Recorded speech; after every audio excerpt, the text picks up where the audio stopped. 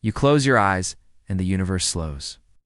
There is no rush here, just the quiet unfolding of understanding, like petals at dawn. You imagine your hand warm, solid, real, and then picture its reflection in a still pond. That reflection is not your hand, but it looks like it. Opposite, yet perfectly shaped. This is where our journey begins, with the mirrored self of matter, a ghost that almost was antimatter. You are made of matter. Every breath you take, every cell in your skin, every atom in your bones, all built from protons, neutrons, and electrons. Familiar things. But for every one of these particles, nature once formed a partner, identical in mass but opposite in charge. These opposites were not flaws or glitches. They were symmetrical, beautiful, balanced. Imagine an electron, small, negative, endlessly circling. Its twin, the positron, is just the same, but carries a positive charge, like a gentle smile inverted. In a looking glass, a proton, its opposite is an antiproton, equal in strength, opposite in sign. Together, matter and antimatter formed a perfect pair, like dancers whose steps were in total harmony.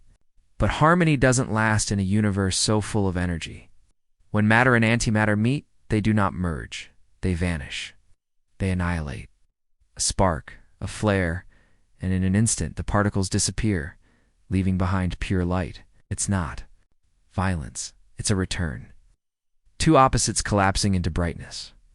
And so you ask, if the universe created matter and antimatter in equal parts, where is its reflection now? Why are you here, but not your twin? Why is the world not made of balanced halves? You drift deeper, floating on this question. In the beginning, the universe was a sea of energy. No stars, no planets, no galaxies, just raw heat. From this furnace, particles blinked into existence, paired like thoughts and counterthoughts. For every piece of matter, a piece of antimatter emerged. They should have danced and then vanished, leaving only a flicker behind. But they didn't. You are the proof of this mystery that somehow matter won. Somehow, this mirror cracked. Something tipped the scale. But before that imbalance, there was perfect symmetry. Picture it, a newborn cosmos, a trillionth of a second old, teeming with twins. Electrons and positrons, protons and antiprotons, spinning, colliding, vanishing in pulses of light. It was a rhythm, a heartbeat of creation and erasure, balanced and bright. To understand antimatter is to look not just at particles, but at balance itself. It is to ask, what is a thing without its opposite? You only know up because you know down. You know warmth because you felt cold. In the same way, you understand matter because once there was antimatter. It's not gone, not completely. Sometimes in the heart of a thundercloud, positrons flicker into being tiny sparks born from lightning. In laboratories buried deep underground, scientists coax antimatter into the world, atom by atom. And in hospitals, in gentle machines that hum beside resting patients, positrons are released to map the inner landscapes of the human body. So antimatter lives delicately, briefly, like a snowflake on the tongue. It's not fiction, it's not theory, it's here. But it's rare, like a note from a song that almost didn't play. What if your whole body were made from antimatter? Would it feel the same? Would your thoughts be different? The laws of physics suggest not. But if you ever touched, even a fingertip, that would be the end. Not in pain, just in light. There is something deeply poetic in this, that the mirror image of you could exist, be utterly real, and yet you could never meet. You are divided by more than distance. You are separated by annihilation. And yet even in that there is a kind of unity, because light is born when opposites embrace. That brightness is the universe remembering its balance. So as you lie there, quietly breathing, you hold this truth close. For every particle that builds you, there was once another, identical, yet opposite. We're made from one half of a possibility, and the other half is still out there, faint, flickering and mysterious. Somewhere in the folds of space, perhaps the mirror still waits. You reach toward it in thought, not to touch, but to understand.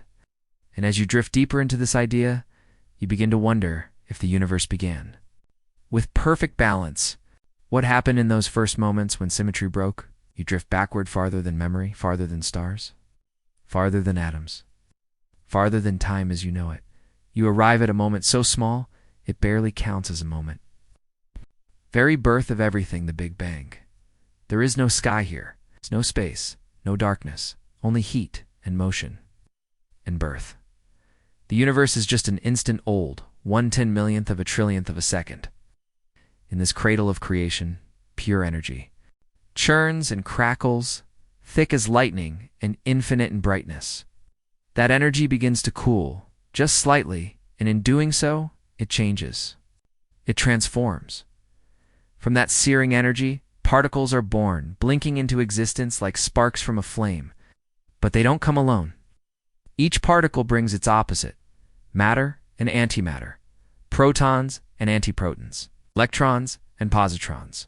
A perfect symmetry, held in trembling equilibrium.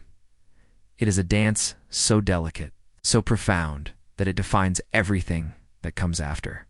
Each time a pair is created, there's a chance they'll touch again and disappear in a flare of pure light. It's a constant back and forth, creation and annihilation. A luminous rhythm echoing through the fabric of space. And yet, somehow you are here, your hand, your breath, the stars, which means that symmetry didn't last. So you ask the quiet question: why? Why did matter win? Science calls it baryon asymmetry, a sterile term for something profoundly emotional. The great imbalance at the root of reality. For every billion particles of antimatter, there was somehow a single extra particle of matter. Just one. One tiny survivor for every billion fallen. And those survivors built everything you see. That 1 in a billion made you possible. No one knows exactly why the universe tipped in favor of matter. But scientists have spent lifetimes peering into particle accelerators, studying the subtle misbehaviors of quarks and neutrinos, looking for a crack in the mirror. They've discovered tiny violations of symmetry in particles called kaons and beamsons. In some decays, matter behaves just a little differently from antimatter, like a single note in a song playing slightly offbeat. Not enough to break the song, just enough to change its ending. These are called CP violations, a way in which nature chooses sides, not with thunder, but with whispers. Still, no one knows if these violations are enough to explain the great disappearance. The truth may lie deeper in forces we have yet to uncover, or in dimensions we can't yet reach. But you don't need all the answers right now. This moment, this chapter, is not about solving the mystery. It's about feeling it. Feel the wonder in that imbalance. It's that quiet favoring of matter over antimatter. That soft tilt of the scales that allowed stars to burn, oceans to shimmer, and thoughts to form. Had the universe stayed perfectly symmetrical, would not be here to ask why. There would be no atoms, no planets, no light, only a cold sea of photons, the aftermath of universal annihilation. A stillborn cosmos, radiant, but lifeless. But that's not what happened. Something subtle, something ancient, broke the mirror. And in the shards of that broken symmetry, the world began. You float gently through those early moments now, imagining the vast heat, the rapid expansion, the particles forming, and unforming, a cosmic dance filled with purpose but no conductor. You see not just physics, but poetry, the universe trying, again and again, to balance itself and choosing, instead, to be unbalanced. To exist. This is the first great miracle of antimatter. Not its presence, but its absence. Its retreat made room for your breath, your thoughts. This moment of stillness, as the universe aged mere seconds old now, the surviving matter began to cool. Too slow to join together. The first nuclei. Then, much later, the first atoms. The path to life began not in abundance, but in imbalance. And as you drift toward rest, this thought tugs at your mind. What if it had gone the other way? What if the imbalance had tilted toward Antimatter and your mirror self had opened their eyes instead. Would they wonder about you? The stars they'd see would be the same, the chemistry of life unchanged. But the hands reaching out in wonder would be your opposite. Their world would be yours in reverse. You don't need to fear this mystery. You are its child. And as your thoughts slow, you feel its comfort, the comfort of knowing that out of all the possible beginnings, this one, the one where you exist, was the one that remained. The fire dims now, as the universe cools into silence. But something strange stirs in the ashes. A particle so fleeting, it slips through matter unnoticed. A whisper in the fabric of reality itself, and it may hold the key to the mystery of antimatter. You are ready to meet it. You are ready for the next journey. The brief life of light's opposite. You breathe in, slow, gentle, present. And for a moment, imagine yourself as something far smaller than a cell. Shrink inward until atoms feel like stars and particles like planets. Now, let go of mass. Let go of solidity. Let go of time as you know it and become a positron. You are light's opposite, the antimatter counterpart of the electron. No memory, no name. Just a charge. Positive, delicate, precise. You blink into existence in the heart of a radioactive atom, or perhaps from a cosmic ray striking Earth's upper atmosphere.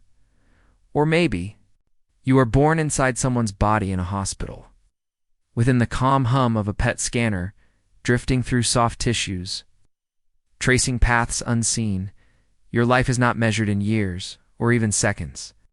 It is measured in instants. You travel, spinning, through space, searching not with will, but with inevitability. Your destiny is not to grow or to change, but to meet your counterpart, the electron. And when you do, you touch, not with warmth, but with annihilation. In that final embrace, you both vanish. Two bodies become two bursts of gamma rays, pure light, no mass. Memory of having ever been. Gone, and yet glowing. This is the fate of nearly all antimatter that is born in our world. Brief life. Brilliant death. A flash, a moment, and then silence. But do not feel sorrow for the positron. Its life, though short, is luminous. Its ending, a gift, the gift of energy, returned to the universe. In the vast cosmos, every particle of antimatter created today, in thunderstorms, in reactors, in the depths of space, faces this same truth. It cannot linger. It cannot accumulate.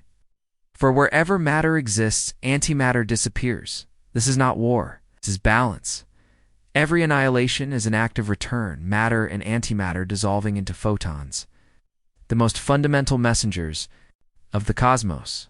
Photons do not die. They carry the story forward. They light the stars, warm the skin, and whisper across the void. Some of these photons, gamma rays, come from distant galaxies where particles still meet their opposites.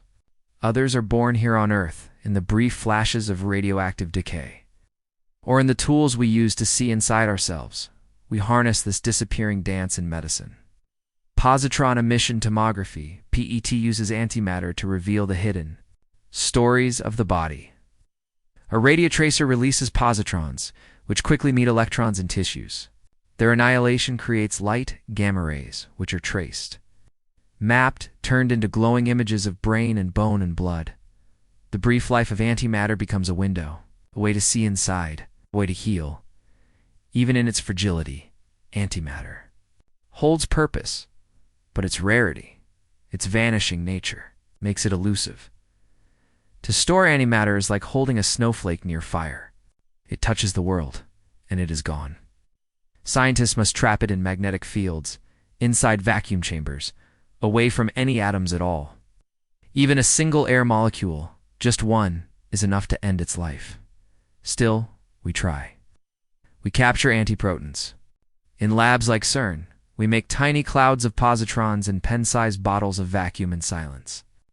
We have even formed antihydrogen, the simplest antiatom, a positron orbiting an antiproton, held together like a mirror version of hydrogen itself. It floats fragile and rare, in conditions colder than space, It exists for a time. It then. Light. This chapter of the universe is soft, yet sharp. Antimatter is not a monster. It is not violent. It is simply what it is, a perfect opposite, a fleeting echo. And this echo reminds you, nothing lasts forever, not even particles, not even balance. But what antimatter gives in its short life is clarity. It shows you what lies underneath energy. All matter can become light. All light can once again become matter. You feel this cycle now. Inhale, exhale. Matter and antimatter are not enemies. They are partners in a cosmic rhythm, a giving and a taking, a flicker, a flame, a fading, and just before the last positron vanishes, just before the final gamma ray flashes away, a question lingers in your thoughts. If all things return to light, what else might be hidden in those rays? Not just photons. But maybe, clued out to see them, we must catch their echoes in the sky, in distant space, where antimatter still flickers in the hearts of stars and storms. And so you follow the trail, not of particles, but of their signatures. Delicate arcs, vanishing points. In a chamber built to see the unseen, you're ready for the next step. To trace the invisible, to find antimatter's ghost. In the trails it leaves behind, you find yourself standing before a small, glowing box. It hums softly, cool and silent, like a breath held in glass. Inside it, mist. Suspended, chilled, perfectly still. And then, movement not seen directly, but traced. Curving paths, tiny spirals, sudden vanishings, lines of motion, left by things too small to see. This is a cloud chamber, a window into the unseen world of particles. And here, in this slow mist, antimatter leaves footprints you do not see. The positron itself. You see what it touches? You see the wake it leaves, a thin curved trail, like frost curling across a pane in this chamber. The air is supersaturated with alcohol vapor. When a particle, matter, or antimatter races through, it disturbs the calm, ionizes the air, leaving behind a narrow path of charged particles. Around this path, vapor condenses, like breath on glass, revealing a luminous thread of its passage. You lean closer, and there it is, a mirror arc, bending in the opposite direction of its matter twin. A positron, revealed not by its shape or color, but by the way it curves. Magnetic fields thread through the chamber. And because matter and antimatter have opposite charges, their paths bend in opposite ways. A negative electron curves left. A positive positron curves right, to twin spirals, unwinding in mirrored grace. In this quiet place, opposites are art. They draw the air with symmetry and silence. You do not need words to understand. You feel it, the truth traced in fog. Even annihilation has a signature. When a positron meets an electron, both vanish, but not without a final mark. Two gamma rays erupt outward in perfect symmetry, minus 180 degrees apart, like the last exhale of a particle's life. In other detectors, these gamma rays can be caught. In PET scans, in spacecraft searching for distant signals, or in satellites orbiting Earth, watching for the fingerprints of antimatter in space. But here, the cloud chamber, you witness the beginning, the very moment a particle touches the world and leaves behind a trace. You may wonder, why does this matter? Why look for things we cannot keep? Why chase particles that vanish as soon as they appear? Because in their fleeting lives they tell us how the universe works. They show us its rules, its symmetry. Sometimes it's breaking. You watch another trail now. This one's shorter. It begins, curls tightly, then stops. That sudden end is not failure. It's transformation. That particle, maybe an antiproton, collided, vanished, and became energy. And the chamber caught its whisper, left enough to say, I was here. Scientists have used chambers like this to prove that antimatter exists, not in equations, but in real, curved lines. In 1932, Carl Anderson saw such a track, a curve in a cloud chamber, and realized it bent the wrong way. It was a positron. It's the first antimatter particle ever seen. Before that, antimatter was only a prediction, an idea. But in a quiet mist, it became real. The universe, it turns out, keeps its promises. And so, even today, physicists build more advanced versions of this chamber, not always with vapor, but with silicon detectors, bubble trails, and electric fields. Each one designed to catch the invisible in the act of being. Each one tuned to see opposites born in collisions and destroyed in flashes. You follow the trails with your eyes. Slowly, they crisscross, spiral, vanish. Each one is a message. Each one a moment. And together, they become a story. The story of a universe where symmetry nearly ruled.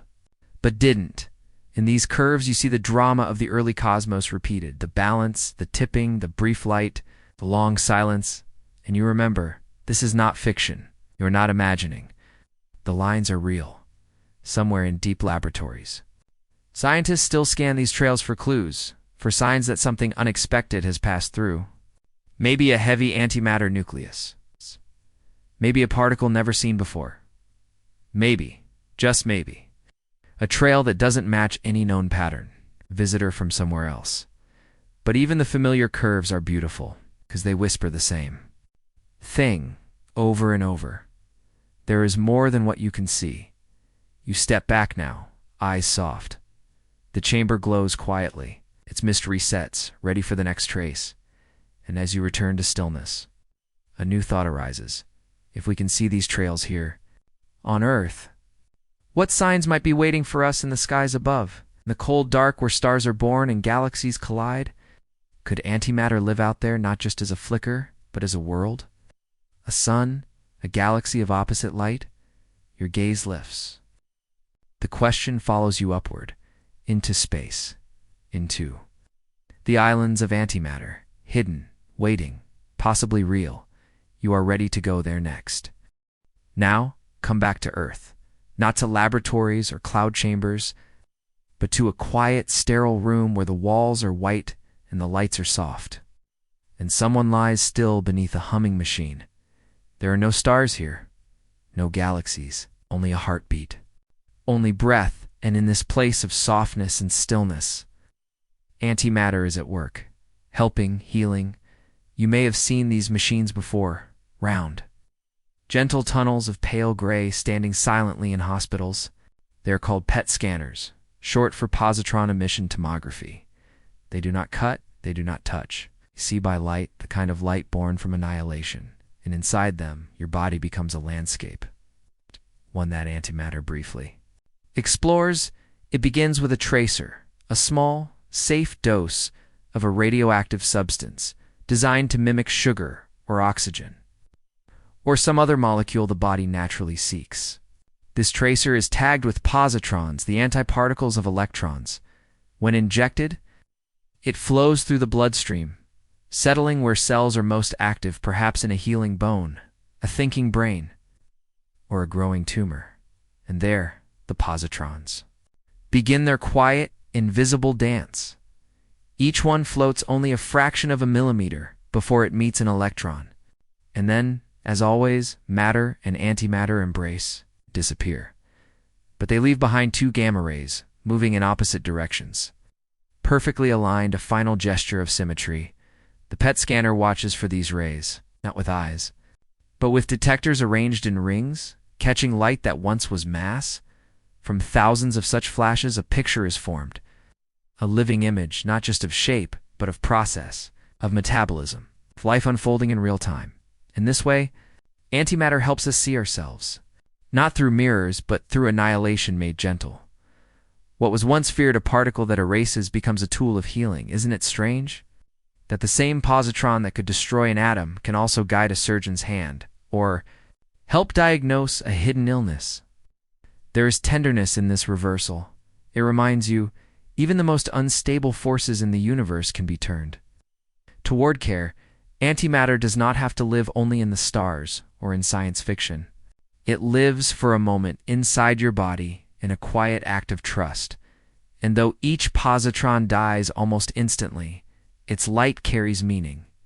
It says, I was here. I passed through, and I left behind something helpful. This is how science turns knowledge into medicine. By learning the laws of destruction and applying them gently, to see, to know, to heal, you lie still now, imagining the positrons passing through your body like fireflies, each one lighting a single point, then vanishing into light. You don't feel them. You don't need to. Their presence is in the image that appears afterward, a glowing map of your inner world. And through that image, a doctor finds answers, a path forward. It's a reason to hope. This is antimatter, not as theory, but as companion. It came into being beside you in the birth of the universe, and now it walks beside you. In places of care and precision, you begin to understand something deeper now. Antimatter is not a force of evil or destruction. It is a mirror, a reminder that opposites can exist in harmony even if they can't touch, that light can come from endings, that some of the universe's most dangerous truths can be used to protect life. And if antimatter can do that, brief, fleeting, unstable as it is, then perhaps all opposites hold this potential. Perhaps there is balance in every clash. Annihilation isn't always the end. Sometimes it is the beginning of understanding. You breathe out now. Scanner stops humming. The positrons have done their work. They are gone, but their message remains. A question begins to rise in your mind again. If we can make antimatter in the body, can we make more? Can we create it, bottle it, control it? Somewhere deep beneath the earth, people are trying. In tunnels of steel, inside rings of magnets and silence, they are making antimatter, not for moments, but for study. You are ready to go there. To the factories of opposites, to where we try to create what the universe once lost. Next, factories of the small and strange. Now your journey takes you deep underground. Far below the fields of Switzerland and France, beneath hills, rivers, and forests, into a ring of silence.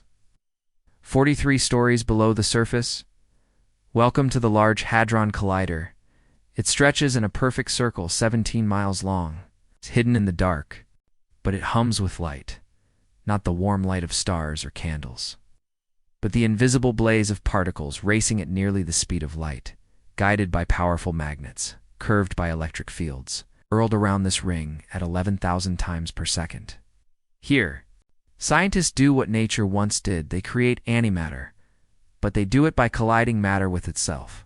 Protons smashing into protons, atoms into atoms, each impact a miniature recreation of the early universe, just as hot, just as bright, just as strange. And from these collisions, energy becomes matter again. Just as it did after the Big Bang, particles leap into being. And among them, antiparticles, antiprotons, positrons, even antinuclei, complex clusters of antimatter that survive for the briefest blink. Inside giant detectors with names like Atlas and CMS sensors bloom like steel flowers. Each petal lined with cameras, sensors, and crystal sheets designed to catch every particle's path, every spark, every decay. It's like photographing lightning in a thunderstorm, where every flash lasts a billionth of a second. But in those flashes, they see creation, they see the mirror world, not imagined, not poetic, real, and not just one particle at a time. Whole clouds of antimatter, billions of them. Some live long enough to measure.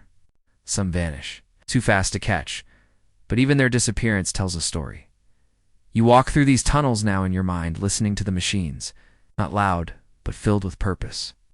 Cooled with liquid helium to near absolute zero, superconducting. Magnets guide protons on their perfect path. Everything must be precise. To create even a single antiproton, the energies, angles, fields must align with microscopic perfection. A misstep, and the opportunity disappears. Success, and the mirror flickers open. But once antimatter is created, the next challenge is keeping it. Even here, surrounded by machinery and vacuum, antimatter is still vulnerable. The slightest contact with matter, a stray gas molecule, a speck of dust will destroy it. So scientists use magnetic traps, called penning traps. To hold these antiparticles, no walls, just force fields, no touch, only balance. It's like holding a soap bubble on a cushion of air in a windless room. And for a few seconds, sometimes even minutes, it works. In those moments, scientists study antimatter closely. Its mass, its charge, its behavior. And they ask, is it exactly like matter but mirrored? Or is there a flaw, subtle difference? Because if there is, it might explain the greatest cosmic question. Why are we here? Why did matter survive the early universe and antimatter vanish? The Large Hadron Collider is not just a factory. It is a question machine. Built not to destroy but to listen. Each collision speaks in particles. Each flash is a sentence. Each decay is a whisper from the fabric of creation, and not only CER around the world. In places like Fermilab and Brookhaven, similar machines. With purpose, accelerating ions, smashing atoms, creating for brief, brilliant moments, new antimatter. We do not make much. Even the total antimatter created on Earth could not light a light bulb for more than a second. And yet, every bit of it teaches us something. It's easy to forget that we are still at the beginning of this knowledge. The tools are young, the force is immense, the mysteries still unfolding. You close your eyes and listen. Of the collider, beneath layers of steel and rock, a particle collides. A positron is born. And for one heartbeat of time, the universe echoes its beginning. You feel awe, not from the size of the machine, from the purpose it holds. It is our attempt to look back toward the moment when time itself began, to see what was lost, find what remains, and to learn why everything exists at all. Antimatter may be fleeting, it's fragile, impossible to keep, but in every factory of opposites, we learn something sacred, that even in collision, there can be creation, that even in disappearance, there can be knowledge, and that in mirrors, sometimes find ourselves, as the tunnel grows quiet. A new question floats to your mind. If antimatter almost matched matter, if they were born in equal numbers, where did all the rest go? Could it still be out there, somewhere far beyond? Not in machines, not in labs, but in the cold sky, among stars, among galaxies. You're ready to go looking, to scan the heavens, to search for islands of antimatter. Close your eyes again. Let your thoughts rise like smoke and return to the very beginning. That fragile moment when the universe first became real. You've been here before, to the birthplace of matter and antimatter. They emerged together, paired and perfect, born from the same fire, balanced in every way. But now, you ask the question again, more softly this time, more deeply. Where did the antimatter go? It is not just missing, it is almost entirely gone. And yet matter remains in your body, in your breath, in the stars that dot the sky. If symmetry held, if the laws of physics played fair, then you should not be here. It should be no light, no galaxies, no time to wonder, just a cold field of radiation, the final light from countless mutual disappearances. But something shifted, some imbalance crept in. Tiny, but decisive. For every billion antimatter particles, there were 1,000,000,001 matter particles. One survivor in every billion pairs. Just one. But that one made all the difference. That one became the stars, the oceans, the mountains, the music. It is called the matter-antimatter asymmetry problem, a phrase too small for a mystery this large. No one knows for certain how it happened. But scientists suspect that during those first tiny moments, something broke the rules. You've heard their whispers before, CP violation, where particles and antiparticles decay just a little differently. It's subtle, a lean, preference. Imagine flipping a coin and expecting heads and tails in perfect balance. Now imagine it favors heads, just barely. That tiny preference multiplied over time across a universe expanding faster than light could explain everything. Still, our experiments so far showed that the known violations are too small to account for the enormous absence of antimatter. So perhaps the answer lies beyond what we can currently see. In the unknown particles of the early cosmos, in the way neutrinos shift and change identities, or in hidden forces not yet woven into our equations, you drift now through the puzzle, feeling not confusion, but curiosity. What if the imbalance is not a flaw, but a choice? What if the universe decided somehow to let one side remain, not as a mistake, but as a gift? The great cosmic coin toss that let you happen. It's humbling. To think that everything, your memories, your dreams, the trees and the tides emerged from a 1 in a billion survivor. You are made of that excess.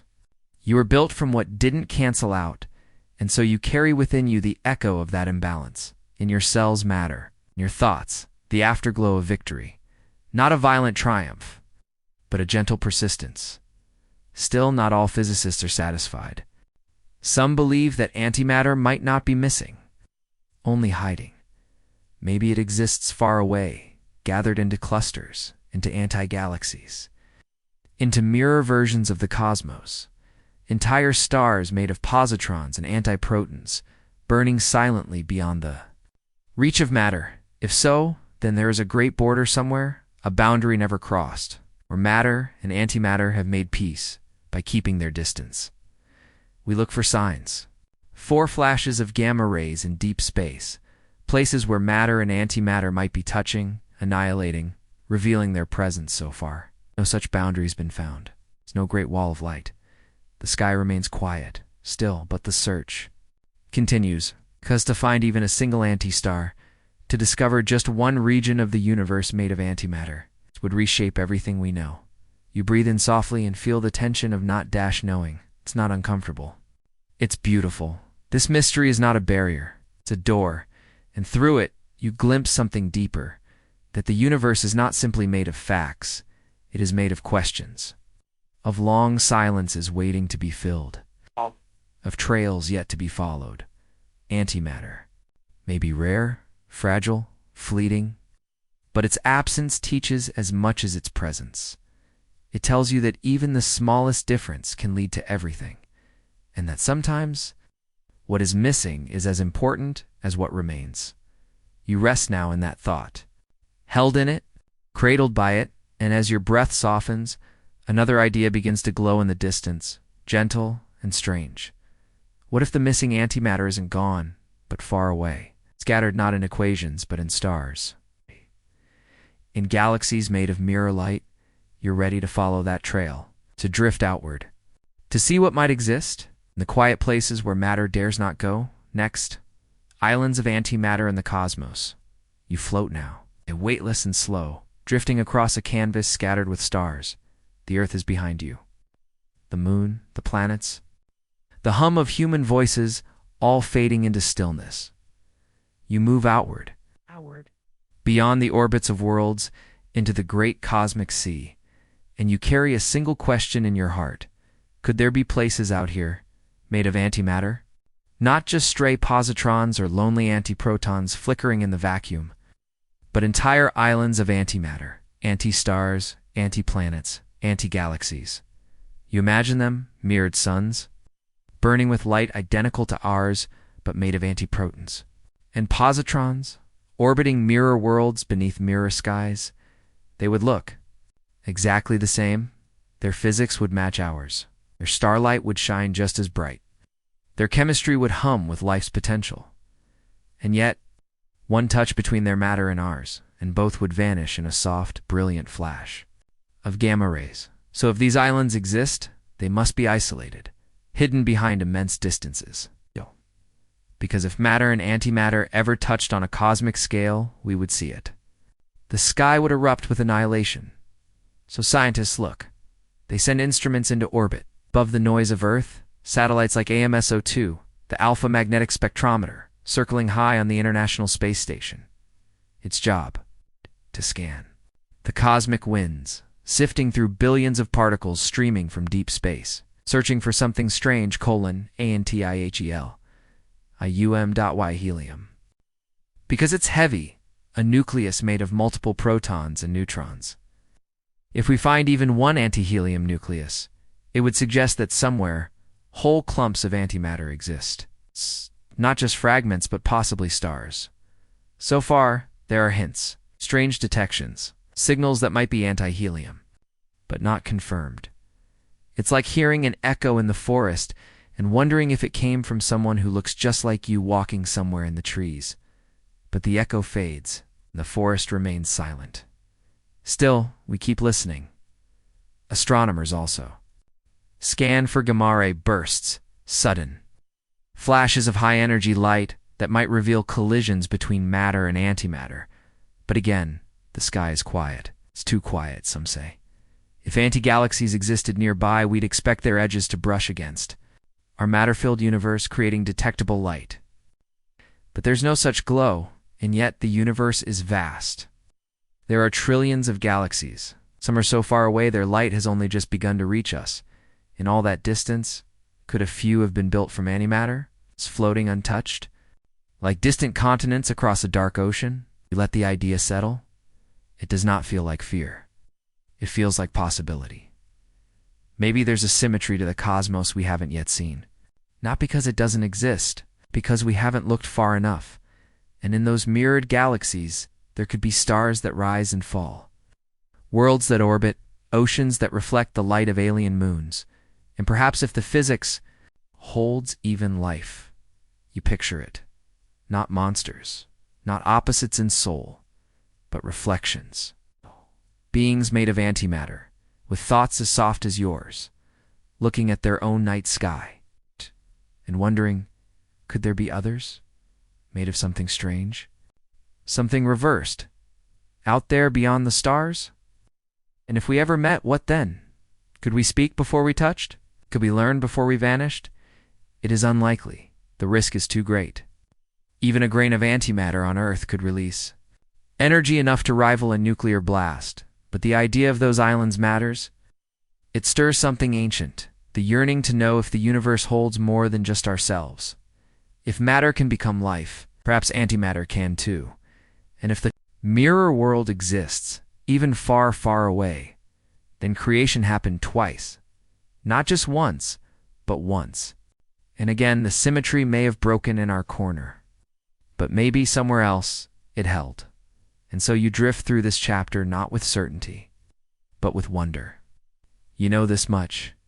If those antimatter islands are real, they are rare, distant, lonely. Perhaps, and if they are not, if we are all that remains, then the story is no less magical, because it means that you, this world, this breath is built from the survivors of a vanished twin, from one side of a choice that could have gone either way. You feel peace in that. A quiet awe. And now, as you drift back from the edges of space, a new curiosity flickers gently. If matter and antimatter were both born from light, can light return them? Could we, one day, turn energy into antimatter intentionally? Precisely, not just in collisions, but in control. You're ready for that journey, to return to the beginning, to the light itself. Next, light becomes matter, and back again. You've traveled through particles, colliders, stars, and silence. Now, you return to the source. To something older than matter, older than antimatter, older than atoms and galaxies. You return to light. Light is familiar. It touches your skin, warms your face. Flickers in the sky each night, but behind its glow, beneath its comfort, lies something astonishing. Light can become matter, and matter can return to light. It is not poetry. It is physics. In the deep frame of nature's rules, mass and energy are not opposites. They are reflections. They are one another.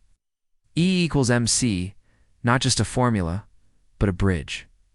This means, given enough energy, in the right conditions, you can create particles from nothing but pure light. And not just electrons, but positrons too. It's antimatter born not from atoms, but from light itself. This process is called pair production. Picture it, a single gamma-ray photon, so powerful, so sharp, it brushes near a heavy atomic nucleus and shatters, not into pieces, but into a pair, an electron and a positron. Matter and antimatter, twins, spinning into being from energy. Just like the first seconds after the Big Bang, this is not magic. It happens in labs. It's space. In the upper atmosphere when cosmic rays kiss the air. But to witness it clearly, to create antimatter on purpose from light, requires precision. At facilities like SLAC in California or CERN in Europe, scientists use powerful lasers and accelerators to make this happen. They collide photons with metal targets, with other photons, with beams of electrons, and they see, in detectors cold and silent, the birth of pairs, electrons, positrons, blinking into existence, spiraling, out in opposite directions from light.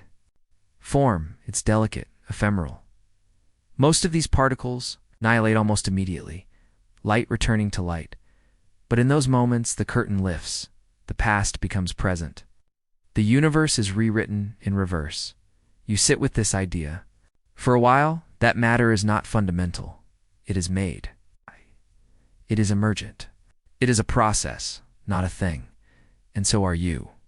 You too are made of light, folded into form, held in time.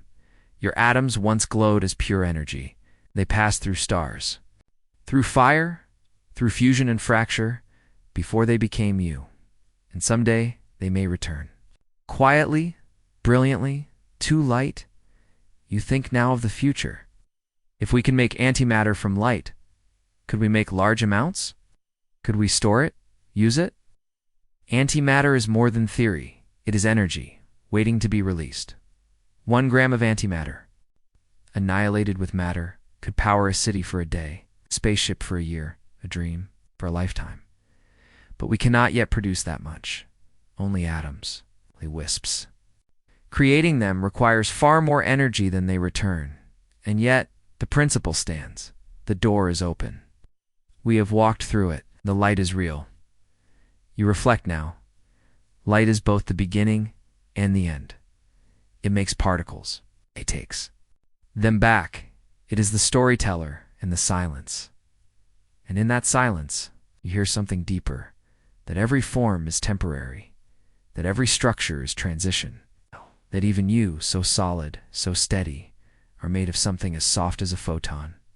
You are built from flickers, from energy held still, and if matter can arise from light, then perhaps the universe is not built from things but from transformations. From music, played in physical form. You drift now, quiet as breath, holding this truth. Antimatter is not a mistake, not an accident.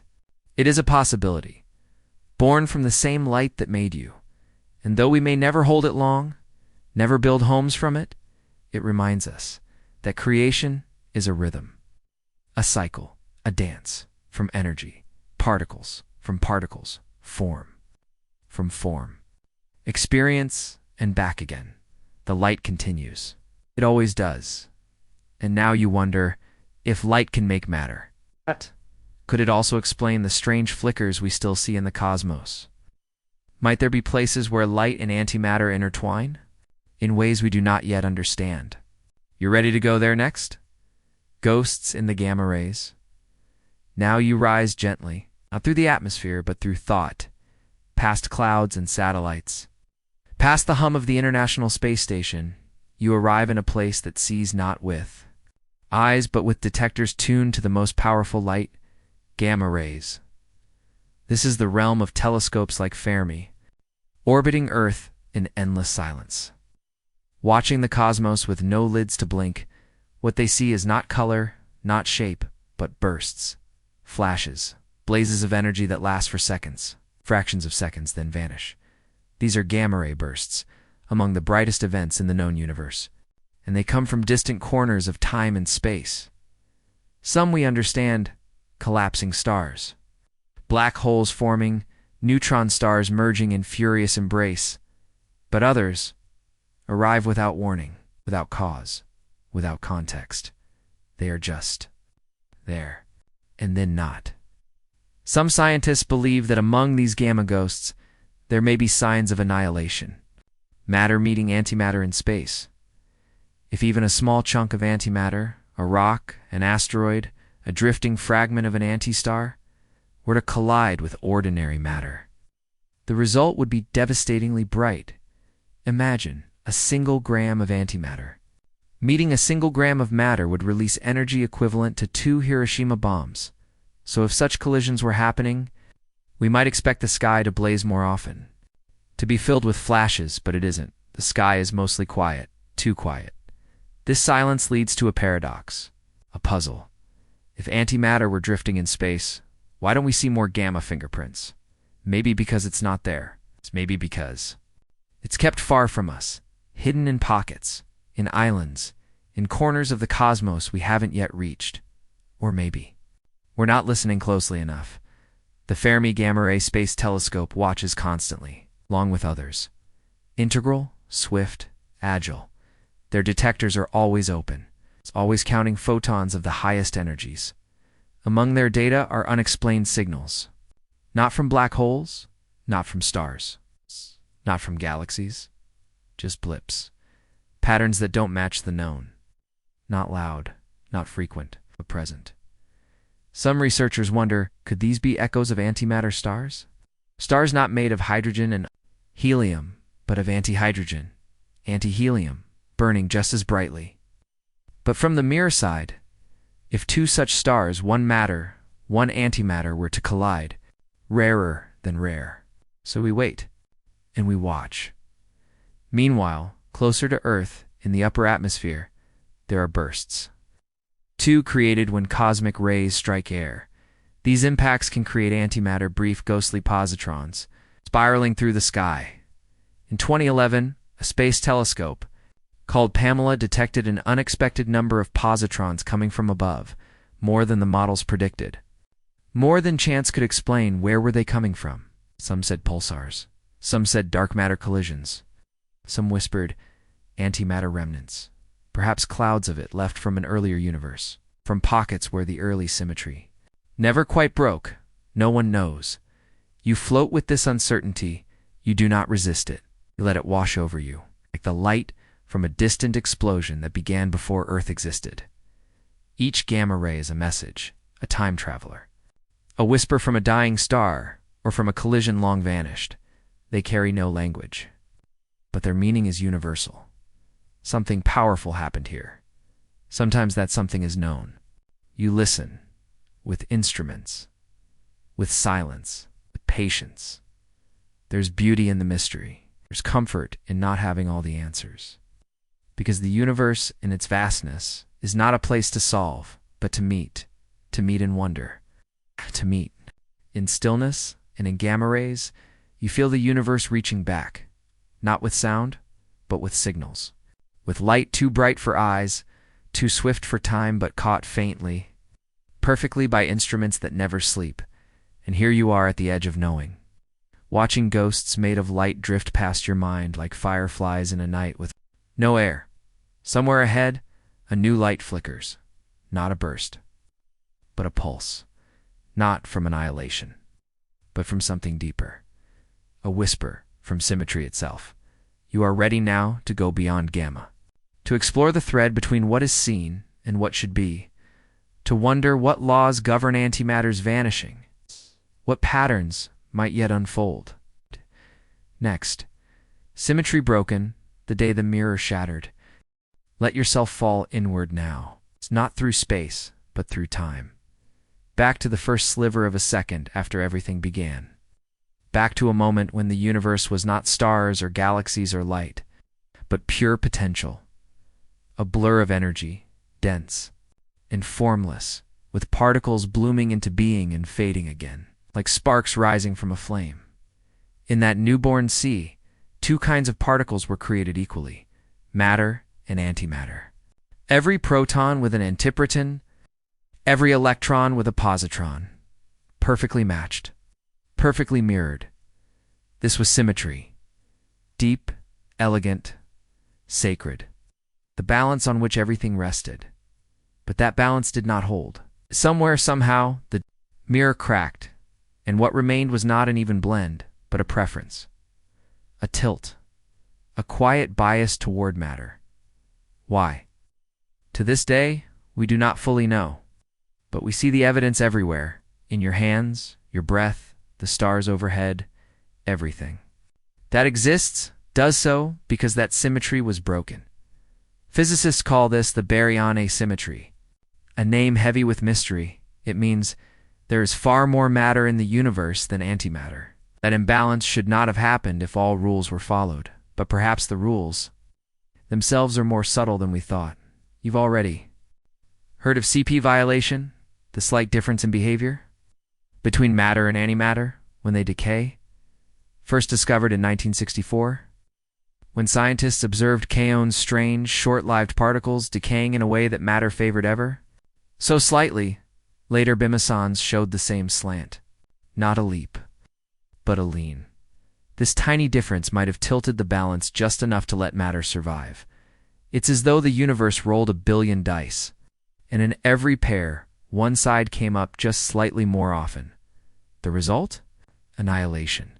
Still happened. Most matter and antimatter disappeared in flashes of light, but for every billion collisions, one matter particle had no partner. It survived, and all the survivors became Everythingyu, the oceans? The moon. The breath inside your lungs, you are built from those billion to one odds.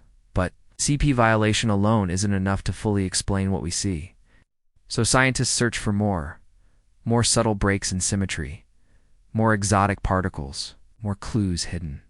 In the early fabric of spacetime, some turn to neutrinos, ghost-like particles that pass through your body by the trillions every second. Neutrinos can shift identities as they travel, and perhaps in their secret transformations, they hold the key to the mirror's shattering. Others look to supersymmetry, a theoretical extension of known physics where each particle has a hidden twin. If true, it could reveal why matter was chosen over its reflection. Still others ask, what if the laws of nature themselves aren't symmetrical? What if time has a direction? What if the arrow of entropy, the forward pull of becoming, always favored creation over cancellation? You sit with these questions now, not as puzzles to solve, but as songs to hear, because the universe is not a machine, but a melody. A rhythm of becoming. Sometimes a note is played just slightly off-center, and that note becomes the theme. Symmetry is beautiful, but imperfection gives birth. A universe in perfect balance might never evolve, never form stars, never form. It is the tiny crack, the infinitesimal tilt, allows things to grow. The mirror shattered and from its broken pieces. Time began. You feel it now, not as loss, but as blessing. Had symmetry held, there would be silence. But because it broke, there is music. And so, as you drift gently through this truth, you begin to feel something tender.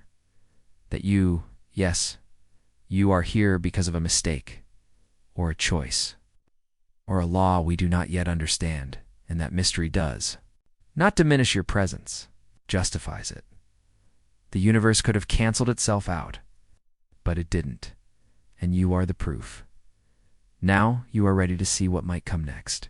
For if we understand how the mirror broke, perhaps one day we can remake it. Not to erase the world, but to know it more deeply. Perhaps in that knowing, we will find new ways to use antimatter, not as weapon or fear, but as companion. You feel a warmth beginning to rise in the horizon of your thoughts. It is the last journey. The closing of this circle, where antimatter is not missing, it's not mysterious, it's but part of a future still unfolding. Next, the last particle and what remains. Breathe in, less time with intention. Let your body grow still, let your thoughts soften like dust settling in morning light. You've traveled far. From the first seconds of time to the deep heart of galaxies, 2 laboratories buried beneath the earth, and 2 particles smaller than a whisper. Now, you arrive at the quiet center of it all, not to find a final answer, but to rest in the question that started everything. What is antimatter? Really? Not just a particle? Not just a mirror? Not just a strange kind of energy? But a reminder that the universe could have gone another way, that it almost did, For every atom in your hand, there was once an opposite. Equal, identical in weight, but reversed in charge, like a footprint pressed into time itself. Antimatter is the ghost that shadows all things. And in shadow, there is shape. You think back now to the colliders, to the gamma bursts, to the islands that may or may not exist, to the soft shattering of symmetry when everything became just slightly uneven. And you realize that the universe did not make a mistake. It made you from imbalance. It's from leftover particles that had no partners. From the tiniest asymmetry that rippled outward and became stars, oceans, cities, breath. You're made from the survivors, the final protons, the last electrons, the ones that remained after their twins had vanished in light, and still the question lingers. Where did the rest go? Maybe it's out there in distant antimatter galaxies too far to touch. Maybe it's gone forever, burned away in the heat of annihilation. Maybe it's folded into the laws themselves, the curves and corners of physics that we haven't yet unfolded. But maybe we don't need to know, because we've already learned the most important thing, that existence is delicate, that your presence is not guaranteed, and yet here you are, built for matter, breathing in a world that should not be, a quiet miracle drifting through space, held by gravity and chance.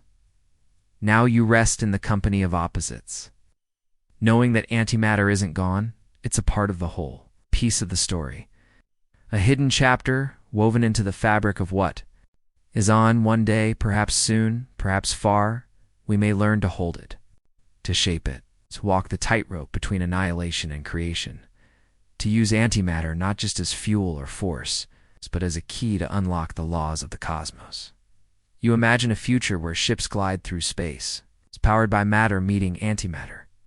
Small sparks of pure energy lighting paths between stars. You picture labs where antimatter is stored in perfect balance, trapped in magnetic fields, used to heal, to see, to build, and you imagine minds like yours, like ours, still wondering, still asking, still turning the mirror to see what it shows. The last particle, in truth, may never be found, because there's always one more question, one more boundary, one more flicker of light on the edge of knowing. You are not at the end. You are at a still point in a turning world, and in that stillness you carry everything you've learned. That creation is delicate. That light can become form. That opposites dance. That symmetry sings. But its silence makes space for you. Let that truth settle in your breath. Let it drift into your dreams. And as sleep gathers softly and slowly, you remember one final thought. The universe began in pairs, but you are what remained. Good night, and thank you for traveling so far. Let yourself fall inward now. It's not through space, but through time. Back to the first sliver of a second after everything began. Back to a moment when the universe was not stars or galaxies or light, but pure potential. A blur of energy, dense and formless, with particles blooming into being and fading again, like sparks rising from a flame. In that newborn sea, two kinds of particles were created equally, matter and antimatter. Every proton with an antiproton, every electron with a positron, perfectly matched, perfectly mirrored. This was symmetry, deep, elegant, sacred, the balance on which everything rested.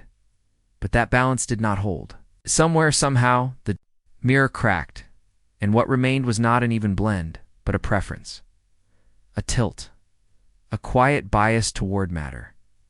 Why? To this day, we do not fully know, but we see the evidence everywhere, in your hands, your breath, the stars overhead, everything. That exists does so because that symmetry was broken. Physicists call this the baryon asymmetry, a name heavy with mystery. It means there is far more matter in the universe than antimatter. That imbalance should not have happened if all rules were followed, but perhaps the rules themselves are more subtle than we thought. You've already heard of CP violation, the slight difference in behavior between matter and antimatter when they decay, first discovered in 1964. When scientists observed kaon's strange, short-lived particles decaying in a way that matter favored ever, so slightly Later Bimasons showed the same slant. Not a leap, but a lean. This tiny difference might have tilted the balance just enough to let matter survive. It's as though the universe rolled a billion dice, and in every pair, one side came up just slightly more often. The result? Annihilation. Still happened. Most matter and antimatter disappeared in flashes of light, but for every billion collisions, one matter particle had no partner. It survived, and all the survivors became Everythingyu, the oceans? The moon. The breath inside your lungs? You are built from those 1,000,000,000 odds. But CP violation alone isn't enough to fully explain what we see. So scientists search for more subtle breaks in symmetry, more exotic particles, more clues hidden. In the early fabric of space-time, some turned to neutrinos, ghost-like particles that pass through your body by the trillions every second. Neutrinos can shift identities as they travel, and perhaps in their secret transformations, they hold the key to the mirror's shattering. Others look to supersymmetry, a theoretical extension of known physics where each particle has a hidden twin. If true, it could reveal why matter was chosen over its reflection. Still others ask, what if the laws of nature themselves aren't symmetrical? What if time has a direction? What if the arrow of entropy, the forward pull of becoming, always favored creation over cancellation? You sit with these questions now, not as puzzles to solve, but as songs to hear, because the universe is not a machine, but a melody, a rhythm of becoming. Sometimes a note is played just slightly off-center, and that note becomes the theme. Symmetry is beautiful, but imperfection gives birth. A universe in perfect balance might never evolve, never form stars, never form. It is the tiny crack, the infinitesimal tilt, allows things to grow, the mirror shattered and from its broken pieces. Time began. You feel it now, not as loss, but as blessing. Had symmetry held, there would be silence. But because it broke, there is music. And so, as you drift gently through this truth, you begin to feel something tender.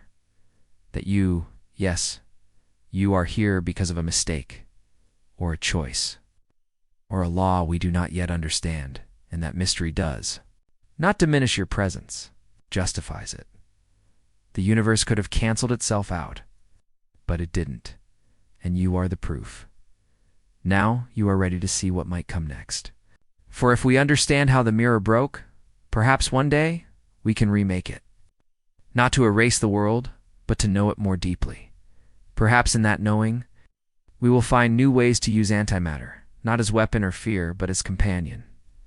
You feel a warmth beginning to rise in the horizon of your thoughts. It is the last journey. The closing of this circle, where antimatter is not missing, it's not mysterious, but part of a future still unfolding. Next, the last particle and what remains. Breathe in, less time with intention. Let your body grow still. Let your thoughts soften like dust settling in morning light. You've traveled far. From the first seconds of time to the deep heart of galaxies, 2 laboratories buried beneath the earth, and 2 particles smaller than a whisper. Now, you arrive at the quiet center of it all, not to find a final answer, but to rest in the question that started everything. What is antimatter? Really? Not just a particle? Not just a mirror? Not just a strange kind of energy? But a reminder that the universe could have gone another way, that it almost did. For every atom in your hand, there was once an opposite. Equal, identical in weight, but reversed in charge, like a footprint pressed into time itself. Antimatter is the ghost that shadows all things. And in shadow, there is shape. You think back now to the colliders, to the gamma bursts, to the islands that may or may not exist, to the soft shattering of symmetry when everything became just slightly uneven. And you realize that the universe did not make a mistake. It made you from imbalance. It's from leftover particles that had no partners. From the tiniest asymmetry that rippled outward and became stars, oceans, cities, breath. You're made from the survivors, the final protons, the last electrons, The ones that remained after their twins had vanished in light, and still the question lingers. Where did the rest go? Maybe it's out there in distant antimatter galaxies too far to touch. Maybe it's gone forever, burned away in the heat of annihilation. Maybe it's folded into the laws themselves, the curves and corners of physics that we haven't yet unfolded, but maybe. We don't need to know, because we've already learned the most important thing, that existence is delicate, that your presence is not guaranteed, and yet, here you are, built for matter, breathing in a world that should not be, a quiet miracle drifting through space, held by gravity and chance. Now you rest in the company of opposites, knowing that antimatter isn't gone, it's a part of the whole, piece of the story. A hidden chapter woven into the fabric of what is on one day, perhaps soon, perhaps far. We may learn to hold it, to shape it, to walk the tightrope between annihilation and creation, to use antimatter not just as fuel or force, but as a key to unlock the laws of the cosmos. You imagine a future where ships glide through space, powered by matter meeting antimatter. Small sparks of pure energy lighting paths between stars. You picture labs where antimatter is stored in perfect balance, trapped in magnetic fields, used to heal, to see, to build, and you imagine minds like yours, like ours, still wondering, still asking, still turning the mirror to see what it shows. The last particle, in truth, may never be found, because there's always one more question, one more boundary, one more flicker of light on the edge of knowing. You are not at the end. You are at a still point in a turning world, and in that stillness you carry everything you've learned. That creation is delicate.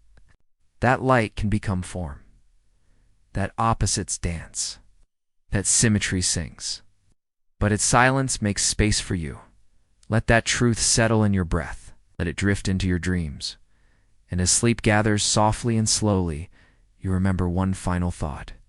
The universe began in pairs, but you are what remained. Good night, and thank you for traveling so far.